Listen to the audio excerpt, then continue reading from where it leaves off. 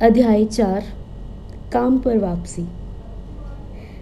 Company बंद पड़ने पर मुझे स्वयं पर शर्म आ रही थी। मैं लोगों को मुंह दिखाने के काबिल नहीं रहा, इसीलिए देशांतर का विचार मेरे मन में आने लगा था। मैं कुछ भी नया शुरू करने की हालत में नहीं था, इसलिए परेशानियों से बचने के लिए मैं ऑस्ट्रेलिया चला गया। 2 महीनों में पैसे खत्म होने पर मुझे मलेशिया वापस लौटना पड़ा। मैंने नौकरी करने का निर्णय लिया। आप सोच रहे होंगे, अपने मालिक खुद बनो, बीइंग योर ओन बॉस का नारा देने वाला फ्री एंटरप्रेन्योर्स को प्रशिक्षित करने वाला खुद के लिए नौकरी क्यों ढूंढ रहा था। मैं शर्म से गड़ा जा रहा था।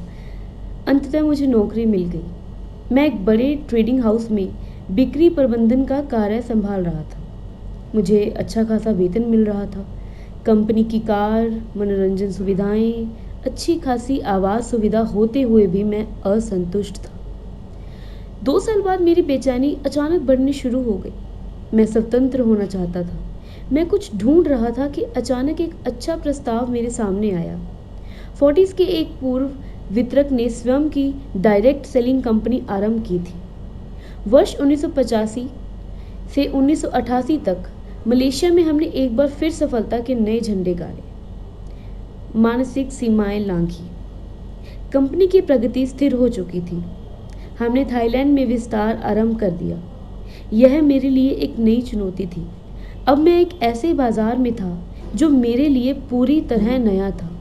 वहाँ के कायदे कानून एवं भाषा अलग थी। बाद में विस्तार के लिए मैं इंडोनेशिया गया।